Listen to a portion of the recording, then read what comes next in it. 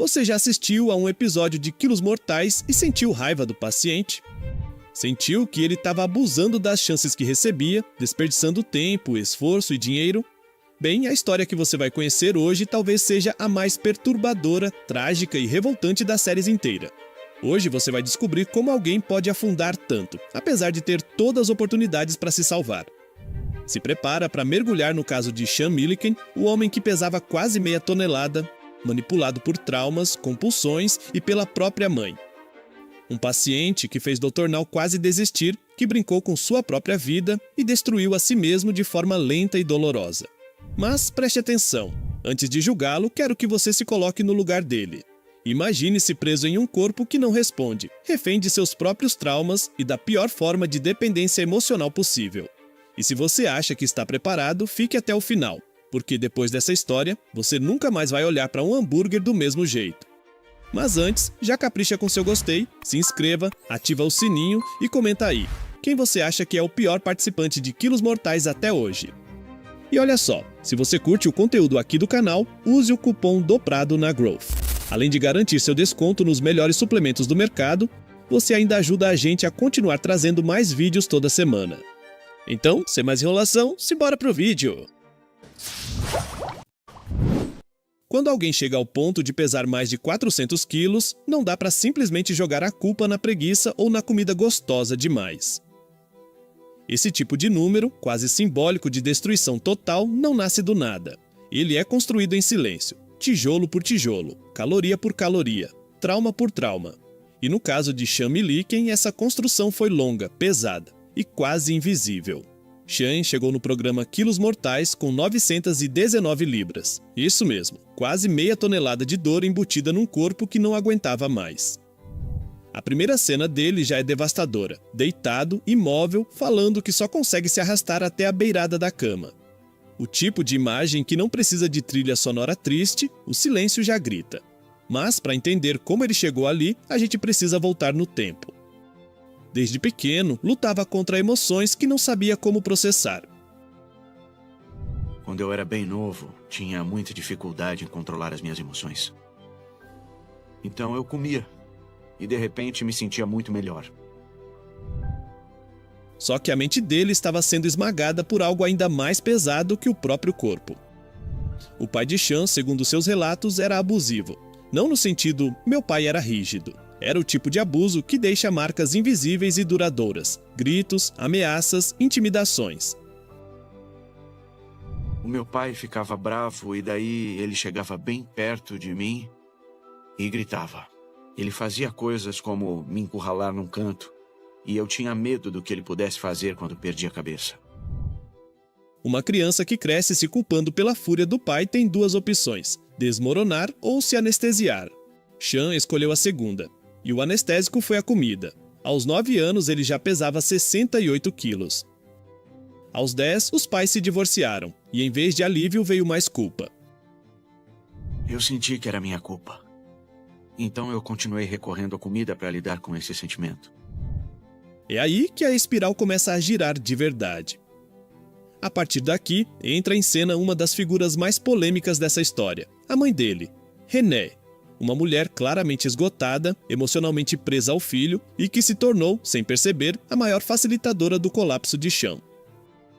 Já teve gente que me disse que eu não devia dar comida pra ele só porque ele diz que está com fome. Mas eu sou mãe. E quando o filho fala, mãe, eu tô com fome, você quer alimentar? Renée era o tipo de cuidadora que achava que amor é dizer sim sempre.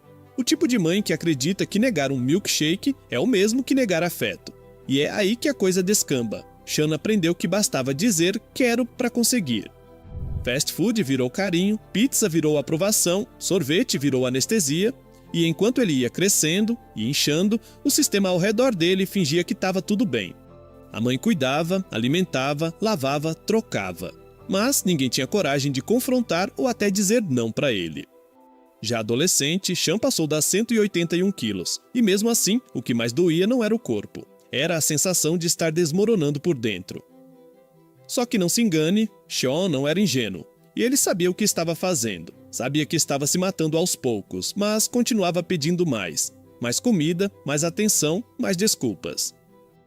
Eu sei que preciso perder peso. mas eu não consigo parar de comer. E aí pedia hambúrguer, refrigerante, batata média e um sundae de caramelo. A cena dói, mas também irrita. Porque é aí que entra o tom agridoce dessa história.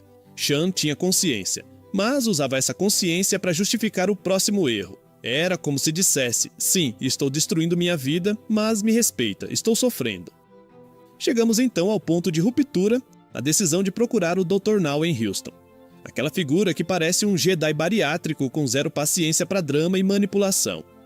Sean e a mãe se mudam para Houston, um evento épico, literalmente. Ele sai de casa pela primeira vez em anos, precisa de ajuda da igreja para ser carregado. Uma logística de guerra para movimentar um homem que, naquele momento, era quase uma estátua de dor. Na chegada ao hospital, o clima já é estranho. Sean parece meio apático, com o olhar perdido e meio desligado. Dr. Now nota de cara que ele não tá ali por vontade própria. Ou melhor, tá, mas só até o próximo desconforto. Com o seu peso, é um milagre que você esteja vivo. Você pode ser a pessoa viva mais pesada do mundo neste momento. Peso confirmado, 416 quilos. O tipo de momento que deveria ser um divisor de águas. Mas Sean apenas ouve, como quem escuta uma previsão do tempo. E o que vem depois é quase uma piada de mau gosto. Dr. Now dá o plano. Dieta de 800 calorias, perda de 45 quilos em 2 meses. Sean volta para casa com a missão. E o que ele faz? Continua ganhando peso. Se tem algo que o público de Quilos Mortais já aprendeu, é que nem sempre o fundo do poço é o suficiente. E no caso de Sean, parecia que quanto mais fundo ele afundava, mais confortável ficava. A relação com a mãe continuava igual. Ela tentando ajudar sem contrariar, ele querendo melhorar sem se esforçar. E os dias iam passando, sem avanço, sem mudança, sem esperança. Mas o que vem a seguir é ainda pior. Enfim, a relação com a mãe, o fracasso na dieta, o jogo psicológico com o Dr. Now. É como assistir a um incêndio em câmera lenta. A gente sabe que vai desmoronar e mesmo assim não consegue parar de olhar. Depois de voltar de Houston com a missão de perder 45 quilos, Sean começa a fazer o oposto. A dieta de 800 calorias virou, segundo a mãe, difícil demais para ele. E em vez de seguir o plano à risca, começaram a adaptar o cardápio, ou seja, seguiram do jeito deles. O que, em Quilos Mortais, é a receita perfeita para o desastre. Hoje eu fiquei com vontade de comer um hambúrguer. E eu acho que eu tenho que poder apreciar a comida pelo menos um pouquinho. Essa frase por si só já resume o problema. Sean não estava em um spa, ele estava à beira da morte, e ainda assim achava razoável ceder a um desejo, como se o corpo dele tivesse algum crédito a mais para abusar. Enquanto isso, sua mãe continuava no mesmo dilema emocional. Queria ajudar, mas não queria confrontar. Amava o filho, mas não sabia mais se estava salvando ou sufocando. Passam-se 3 meses. Chega o momento da segunda consulta com o Dr. Now. Sean deveria ter perdido o peso. Mas, quando ele entra no consultório, ou melhor, é empurrado, o médico já percebe o desastre. Basta olhar para a cara dele. Sean sabia, a mãe sabia, e nós, espectadores, também sabíamos. 2 meses atrás, ele disse que queria que eu perdesse 45 quilos, mas neste momento eu acho muito difícil me movimentar. Dr. Now suspira daquele jeito dele. Não é raiva, é exaustão. Ele está diante de um paciente que tem tudo para dar errado. Dr. Now calcula que ele ganhou entre 20 e 40 quilos em 2 meses, ou seja, enquanto era para perder, Sean simplesmente afundou mais rápido. O médico então solta a bomba. Se eu mandar o Sean para casa, provavelmente vai ser a última vez que o vejo. E como se fosse uma última cartada, decide internar Sean imediatamente. Agora, aqui vale uma pausa. A maioria dos pacientes, quando é internada, entende que isso é uma chance real de sobrevivência. Mas Sean reage como se fosse uma punição injusta. Mas isso tudo parece muito injusto. Não tem motivo para eu ficar no hospital, longe da minha casa e da minha cama. Mais um sinal claro de que Sean não queria ajuda, queria conforto.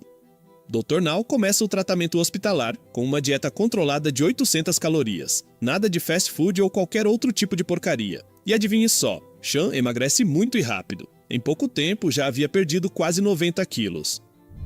Mas a parte mais revoltante vem quando ele é liberado do hospital. Mesmo com progresso, Sean começa a reclamar do esforço, da rotina, das exigências. A mãe, nesse ponto, tenta ajudar. Começa a motivá-lo a fazer exercícios, tenta melhorar a alimentação, até briga com ele. Mas já era tarde demais. Sean tinha passado a vida inteira no controle do próprio colapso. Ele não queria abrir mão disso. Se acha que vamos aumentar as repetições também, porque só estamos fazendo 10. Não dá pra aumentar mais. Tente. Tente você. Essa conversa resume o relacionamento dos dois. Ela pedindo, ele recusando, ela tentando salvar, ele puxando de volta pro fundo. É aí que Dr. Now percebe. O problema não é só calórico, é psicológico, emocional e relacional.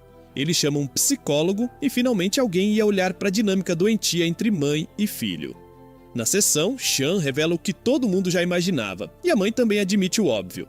Mas será que isso muda alguma coisa? Sean até finge comprometimento, fala que vai mudar, que agora vai ser diferente. Mas então vem a visita da nutricionista, e mais uma vez o velho padrão aparece. Depois chega o fisioterapeuta, mesma reação. A equipe sai frustrada, ele recusa ajuda como quem recusa um convite para lavar a louça, sem culpa, sem peso.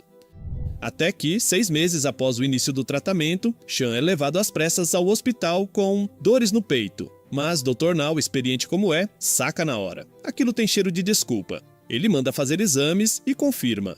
Não é ataque cardíaco, é manipulação emocional. Sean, nós fizemos vários exames e não é nada errado com você, tirando o fato de que você precisa emagrecer mais. A verdade nua e crua. O que Sean queria era escapar da responsabilidade. Só que desta vez, Dr. Now estava sem paciência. E com isso encerra a sessão e manda ele para casa. Mas dessa vez com algo diferente, um psicólogo e um aviso sério. Depois de manipulações, recaídas e tentativas frustradas de responsabilizar o universo inteiro, menos a si mesmo, o paciente parecia estar em uma encruzilhada. E pela primeira vez, ele começava a demonstrar algo parecido com consciência. Não era bem arrependimento, era mais uma exaustão de si mesmo. Lá no fundo, eu sei que poderia me esforçar mais. E eu quero ter uma vida. Uma vez que sem ela, eu vou morrer. Uma frase forte que parece quase uma súplica, mas vinda de alguém que já tinha usado falas bonitas antes, sem entregar nada em ação. Mas algo começa a mudar. Após a visita do psicólogo e o puxão de orelha de Dr. Now, Sean passa mais 2 meses tentando se manter firme. Dessa vez, o peso começa a cair de verdade. Ele volta ao hospital para uma nova avaliação, e o número na balança surpreende até o médico, 288 quilos. Ou seja, uma perda de quase 140 quilos desde o início. E pela primeira vez na temporada, Sean chora de verdade, não de dor, não de manipulação, mas de alívio. Sua mãe também chora, não só porque o filho conseguiu, mas porque por um segundo ela viu algo que nunca tinha visto, vontade de viver. Era como se aquele garoto engolido por anos de trauma finalmente tivesse voltado à superfície. E ela estava certa. Mesmo com todas as recaídas, Sean de fato tinha dado o primeiro passo real em direção a uma vida diferente. A cirurgia acontece com um risco altíssimo de dar errado. O próprio Dr. Now admite que Sean era um dos pacientes mais pesados e frágeis que ele já operou. Mas, no fim deu certo, e a cirurgia é concluída com sucesso. Agora começa a segunda etapa, a mais difícil, manter o progresso fora do hospital. E contra todas as expectativas, Sean começa a fazer isso. Ele volta para casa, muda a rotina, passa a se alimentar melhor, faz exercícios, ainda que com resistência, e começa a sair da cama com mais frequência. Eu tô começando a me acostumar com todas as mudanças e feliz que a vontade de comer não tá mais tão forte. O milagre que o Dr. Now vive repetindo episódio após episódio parecia estar enfim se materializando. A mãe, por sua vez, muda também. Agora, ela cobra mais, incentiva mais, diz não quando precisa. E não dava mesmo. Pela primeira vez, mãe e filho estavam no mesmo time. Mas, como o próprio título desse roteiro já denunciou, isso não é uma história com final feliz. Meses depois, Sean pesa 206 quilos. É uma conquista gigantesca, mais de 200 quilos perdidos desde o início da jornada. Dr. Now fica impressionado. Só que a vida, às vezes, tem uma crueldade que nem os roteiristas de reality show conseguem inventar. É nesse momento que Renee adoece, e pouco tempo depois, ela morre. A mulher que dedicou a vida para cuidar do filho, que sofreu, foi criticada, acusada de ser cúmplice do problema. Justamente quando Sean começava a melhorar, ela se vai. Sean entra em um luto silencioso, volta a viver sozinho e a enfrentar o mundo sem rede de apoio. Mas ainda assim, ele tenta, continua em tratamento e fazendo o que pode, e continua dizendo, quase como um mantra, que não vai deixar tudo desmoronar. Poucos meses depois da morte da mãe, Sean é internado novamente, dessa vez por causa de uma infecção grave. O tipo de quadro que, em qualquer outro corpo, talvez pudesse ser resolvido.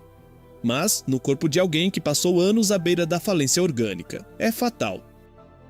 Sean morre em Houston aos 29 anos de idade, sozinho, em um hospital, depois de perder a mãe e depois de finalmente começar a descobrir quem ele poderia ter sido.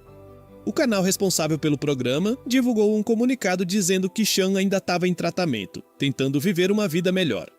Mas a verdade é que quando Renee morreu, parte de Sean morreu junto. E quando finalmente decidiu viver, o tempo acabou. Essa foi uma das últimas falas dele no programa. E dói. Dói porque Sean não era um sabotador. Era um ser humano quebrado, cheio de traumas, mimado demais por quem amava e abandonado cedo demais por quem devia protegê-lo. Mas isso não muda o fato de que ele teve muitas chances e desperdiçou quase todas. Só começou a mudar quando já era tarde demais.